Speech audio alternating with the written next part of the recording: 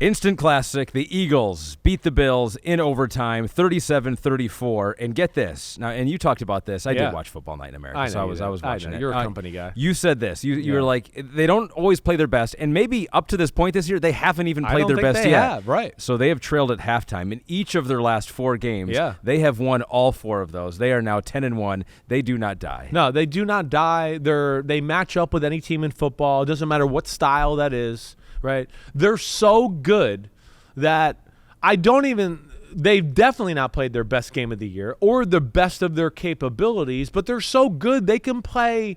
Devin and McCourty and I were saying this. They could play their B-plus game and beat another team's A-plus game and still go, we're still going to beat you. It doesn't matter, even though we're not playing at our best, right?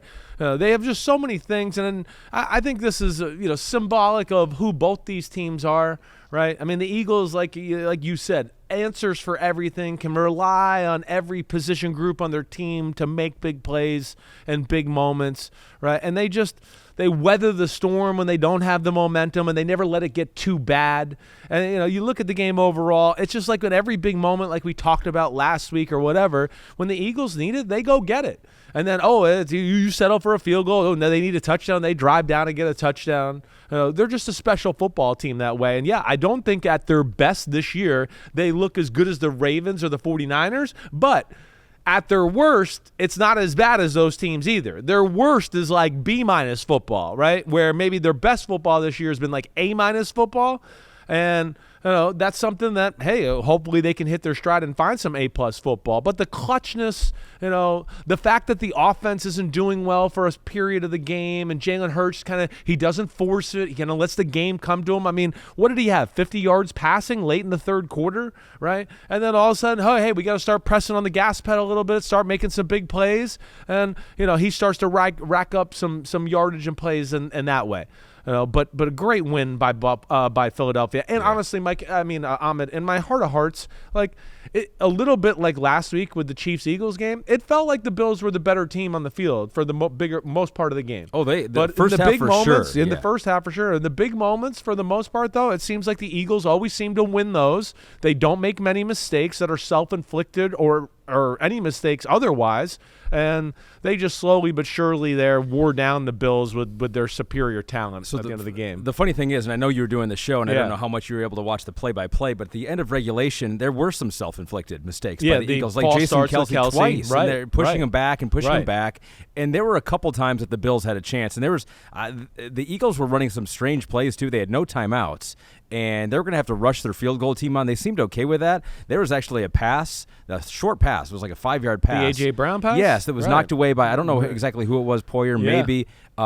If he doesn't knock that away and just lets him catch it and tackles him in bounds right there, I don't know that they have enough time to rush that field goal team. It's certainly going to be hurried. It's going to be dicey. It's a 59-yard field goal, or 57 or whatever it would have been after that catch. And so it certainly would have been dicey. But, Jake Elliott got the 59-yarder. And then we saw it. I mean, this is the theme of the Bills. They're 2-6 in one-possession games this season. The Eagles are 7-1. The theme of it is you showed the play with – in overtime, a chance to win it for the Bills, Gabe Davis in the end zone. Now, Tony Romo on the broadcast, he thought that Gabe Davis ran the correct route, probably. He thought that was probably supposed to be like a corner route. Right. But he said that there are times when you're that wide open and they're bringing pressure that the quarterback just kind of throws it up. You just go straight. It's a tough one. A lot of the times of those all-out blitzes, it usually is more of just let's go straight because they're expecting something quick, short, right, where they're sitting flat-footed because they think, hey, we're blitzing. He's going to have to throw it and get it out of his hand quickly. So in a lot of offenses, they might teach you to go to the post or go to the middle of the field there, and the quarterback's just going to kind of loft it up and give you a chance there. But also, I can say that corner routes are certainly a cover zero beater as well. So, and it's a weird one in this way because Gabe Davis was on the outside. I can't remember who was on the inside, and they did like a switch release, right? So I'm sure that is what also kind of convoluted the conversation. Like Allen said it was made a comment after that sounded like they weren't on the same page. Like the whole offense, like they got to figure out the rule for that with that play against that coverage. I don't know what to think. But, yeah, Gabe Davis breaks to the corner. Allen obviously doesn't throw it there, and that could have been the game, right? That was one moment where you go, hey, yeah, they could have won the football game. It was there to be had, and they weren't on the same page. The missed field goals they had certainly played into that. And, of course, some opportunities where their defense didn't make a play to get Jalen Hurts or the Eagles off the field. And I think that's where, the Eagles, we know, they can run the ball. Their defense, I worry about it, right? I mean, this is the second – we're seeing the Eagles' defense start to get moved on here on a consistent basis. I am a little worried about that. I was shocked with how, Buffalo at times did move them up front. The plays Josh Allen made, it looked like there was no plan in containing him like we've talked about with other teams and what they did. Almost like Philadelphia just went, we're the Eagles. We'll contain them. We don't need to talk about it. We'll run them down, right? Easier said than done. But yeah, I think all in all, it felt like a game that was there to be had by the Bills. And whether it was like we talk about, the Gabe Davis, the 2 field goals, the bad interception by Josh Allen that gave the Eagles the short field touchdown drive in the third quarter, those are things where Josh Allen played perfect. Josh Allen is a phenomenal – I don't even know where to start. So here's his numbers right now. Yeah. I mean, this is how good of a year, really, on paper, he's having. Leads the NFL with 33 total touchdowns this season. Yeah. Had 4 today. It's his 4th career game with over 300 yards passing, 75 yards rushing. That is an NFL record. Scarecrow Bo says, damn okay, Josh Allen. Yes, even in a loss, he was the entire offense 100%. against the Eagles and overcame a bunch of drops plus 2 missed field goals. Definitely. 4 or 5 drops, in maybe 3. Right? But now this surprised me too. Josh Allen, in his career now, in overtime, including playoffs, drops to 0-6. Yeah, right. Well, I mean, it's not his fault. He himself. Right. It wasn't his fault against Kansas City. He did everything that day, right? And then Mahomes drove down, and he never got the ball back, right? And they changed the rule after that. That's the theme here. Is the Bills are allowed to win a game without Josh Allen having to do everything. I checked the rule book. Their defense is allowed to stop somebody. Somebody can make a great catch or a great play after he delivers to them. It doesn't always have to be him doing everything. And I know, people think I stick up for him to a degree. It's more I stick up for him with some of the misled haters and criticism. Like, as soon as the game is over, you look on social media and it's Josh Allen, interceptions. He threw the interception. It's Josh Allen. That's the interception. Like, everybody back the off on that stupid-ass, lazy headline. Like, let me give you this right here. Josh Allen, right, they haven't had a bye week, okay? He's got 2 more turnovers on the year than Jalen Hurts and Tua. 2 more, okay? 2. He's played an extra game than them. The pace those 2 are on, it'll be tied next week. But it's not an issue for those 2 teams. Why? Because they're on all-star teams. So nobody cares. They still win the game, right? I mean, Hurts throws an interception today. He fumbles the ball on an exchange. It just doesn't matter. They're good enough to overcome it. And I'm not blaming Hurts or Tua or anything like that. I'm more blaming the Bills and the fact that they are always expecting one guy to make everything happen. And if he doesn't play perfect, right, and he does make a mistake, they lose. And that's why we talk about it, because we can't figure out what the other problems are. You can if you listen to this podcast, but the other people in sports media just want to go, let's blame it on the guy that, I don't know. I was watching the game today with Devin McCourty and a bunch of other people going, all of us sitting there going, I mean, is he unbelievable? Is this the best? I mean, is he unstoppable? Is this one of the greatest players you've ever seen in your life? I mean, yes. Where everybody in football is in awe of Josh Allen, except for like certain fans. And I want to go, how can you watch that game today and not go, he wasn't the best player on the team, and what do they or best player on the field, and what do they think the Bills would look like without him out there? I mean, who makes a play on the Bills ever?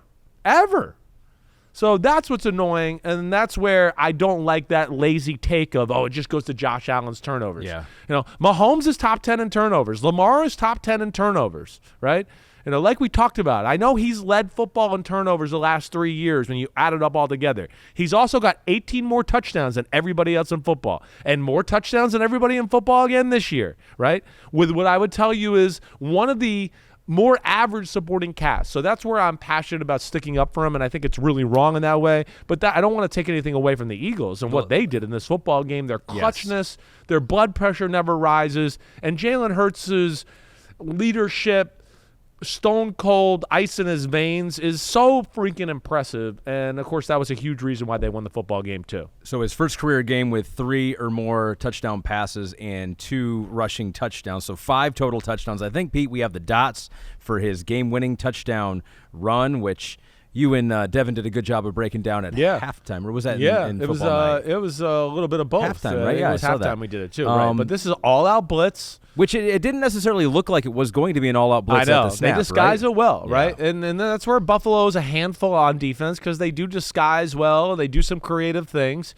This is a go-to play call for Philadelphia in big moments. Earlier in this drive, they called it on, I think, one of the Jason Kelce false starts, and they were going to have it for a big run there, and they blew the whistle because he flinched or whatever, right? But, yeah, this is a great call against this defense here. One, it's all-out blitz. Everybody's flying up the field. There's nobody there to account for the quarterback. So if he can get through the first line there, or the line of scrimmage, there's not going to be anybody there. And then what they do, too, is they block the down lineman and leave the edge guy who's blitzing 25 free. Kelce goes around and kicks him out, gives Jalen Hurts a nice lane. You know, we've seen them make this call in big moments before. Jalen Hurts has got great patience and vision, finds the hole, touchdown. And that's where, you know, another thing that the Eagles just have so many things that you have to worry about. The Bills are going, 1, let's try to get them behind the sticks. 2, like, you know, we got to worry about the 2 receivers on the outside. We got to worry about DeAndre Swift. We don't want to be overpowered there. So they're trying everything, you know, known to mankind on the defensive side of the ball to make things happen. The Bills are going to be sick about this game. They lost the game. Yeah. Like I said, for the better part of the game, it looked like they were controlling it.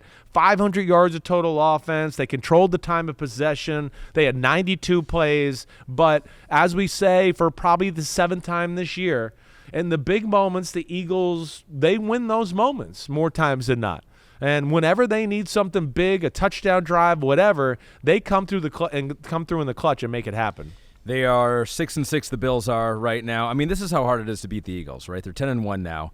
A.J. Brown, the Bills held him to 5 catches and 37 yards. Yeah. Right? And the Eagles score 37 points. That's because then, Devontae Smith went off, and DeAndre Swift ran for 80 yards, right? And, you know, the defense makes a few plays, and A.J. Brown gets a touchdown or whatever else. It's just, hey, whatever it calls for that week, they make it happen. That's why they're the best team in football. Like I said, their lows aren't as low as some of those other teams we talked about. Their highs are not up there with the 49ers and the Ravens to me. But again, if those 2 teams had to play the Eagles, I don't know who I'd pick there because the Eagles just find a way to win that game on a given Sunday, and that's what's special about them. In this game, it looked like 2 playoff teams going against each other. To be seen if the Bills actually make the playoffs. We'll 6-6 right now. They're out of the playoff picture right now. I'm worried about the Eagles a little bit with that defense and making how the playoffs. Not in the playoffs, you know what I mean. But just, you know, as far as that defense and some of the yards, the way they're losing the physical battle here a little bit more. But they just have so many other ways. I mean, I feel like exactly all right. teams have, like the 49ers went through a 3-game losing streak, right? Yeah. And it's just like, it just seems like you guys mentioned, the Eagles. It just if never happened. 2/3 of their team is not performing, I mean, the 1/3 a 60-yard field goal in a pouring rainstorm Yeah. with wind, right? Where you know the Bills missed like a 30-yard field goal and like a 47-yard field goal. 60 yards and he crushes it through. It looks like by like 5-6 yards. You know, it's just to your point. It's everything about them that's really damn good. Yo, what up, homies? Thanks for watching. Remember, subscribe to Chris Simms Unbuttoned. Right now, we got Sunday Pod, right? So you can have it Monday morning. We recap all the action. Wednesday, it's the What the Happened podcast. We're going to get deep in the weeds on the key matchups of the week. And then Thursday, I'm picking games with that jerk Florio. So you know where to find us, homies. Keep watching. Peace out. We'll see you.